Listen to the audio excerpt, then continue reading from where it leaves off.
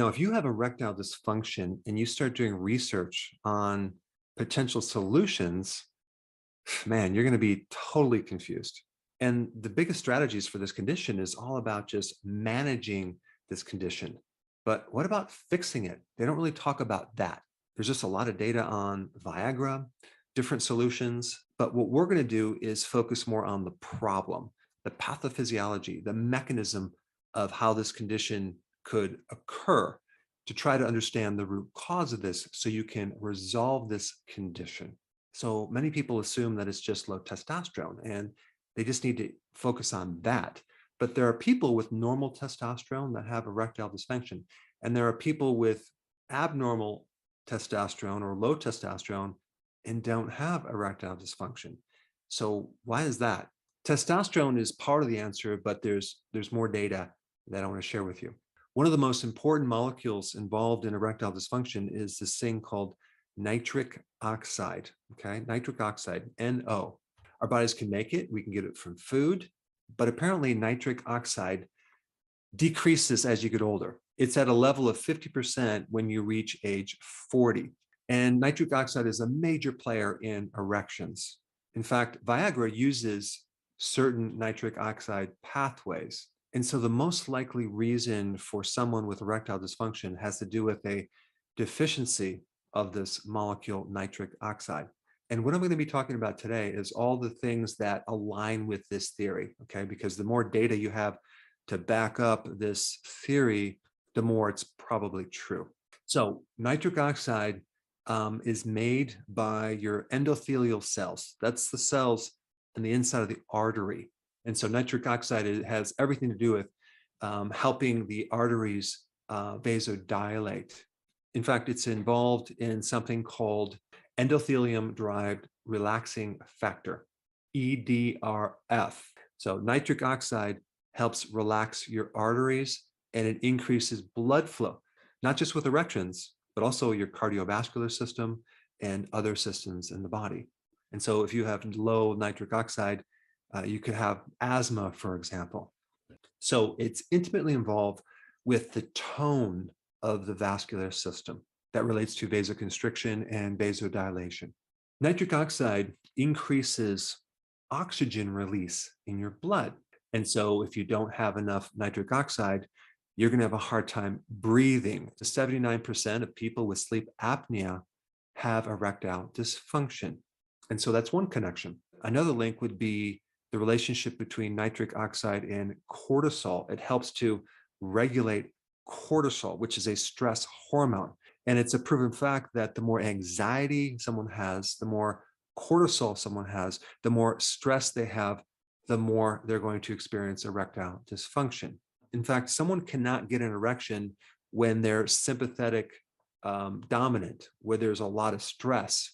Erections occur when you're more parasympathetic dominant, when you have low amounts of stress, when you're calm. This is why men might get an erection while they're sleeping, because they're more parasympathetic dominant. Now, here's another connection that's interesting. Nitric oxide has a profound effect over testicular steroids. This means that it helps you make testosterone. So there's your connection between nitric oxide and testosterone. If you're low in nitric oxide, you're probably not going to make as much testosterone. Nitric oxide is also involved in luteinizing hormone. That's the hormone produced by the pituitary gland that controls the testicles and the amount of testosterone you're going to make. Nitric oxide also is intimately involved in the sleep cycles, including REM sleep. This could be also why, if someone has sleeping problems, insomnia, or definitely sleep apnea, that they have a greater risk of erectile dysfunction. Nitric oxide also increases insulin sensitivity. This also explains why a diabetic who always has insulin resistance usually also has erectile dysfunction. I mean, if you think about it, what does high sugar do to the inside of your arteries? It destroys the endothelial level and thereby decreasing the amount of nitric oxide produced. People that are on statin drugs usually have either lower testosterone or they're at greater risk for erectile dysfunction. And this could be because statin drugs block cholesterol, which is a precursor for making testosterone. So the big question now is, how do you increase nitric oxide?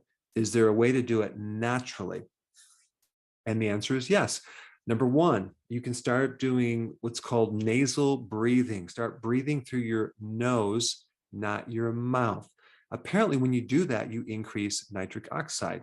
And you can also increase the release of oxygen in your blood by 20% by breathing through your nose, because there's more resistance. There's actually 50% more resistance with breathing through your nose than your mouth. And apparently that increases nitric oxide to your lungs and the rest of your body. And it also helps you release oxygen. You would think you're not going to breathe as much, but you actually release more oxygen when you breathe through your nose. Now, if you combine that with number two, regular exercise. So let's say, for example, you're going to do a mild exercise where you're doing some type of exercise where you're not breathing intensively. If you can breathe through your nose, you will then increase nitric oxide. And exercise improves your endothelial cells in your vascular system, which will then improve nitric oxide. Now, you can also increase nitrates from foods to improve nitric oxide, okay? The foods that are high in nitrates would be beets, okay? Spinach, kale, any of the leafy greens. Those are all high in nitrates and will help you increase nitric oxide. Now, of course, on the flip side, you would want to avoid sugar because that destroys the inside of the arteries. You would want to avoid alcohol too, because that also decreases nitric oxide. You'd also want to try to keep your stress low because stress can inhibit nitric oxide as well. And number five, do things to improve your sleep. Okay, that's going to help increase your nitric oxide. So these are 5 natural things you can do to overcome the decrease of nitric oxide which comes from aging. Now, there's another video. If you have not seen this video, it's about a breathing technique that relates to nasal breathing, but it gives you a little more data. It's actually very, very important, especially if you want to reduce cortisol, stress levels, and even a panic attack. So check this out. I put it right here.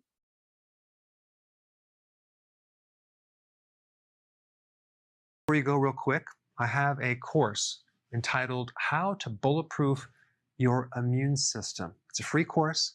I want you to take it. And here's why. Here's you. Here is your environment. Everyone is focused on this over here, avoiding your environment. But what about here? What about strengthening your immune system? That's what's missing. This course will show you how to bulletproof yourself. And so you can tolerate and resist your environment much better by strengthening your own immune system. I put a link down in the description right down below. Check it out and get signed up today. Hey, before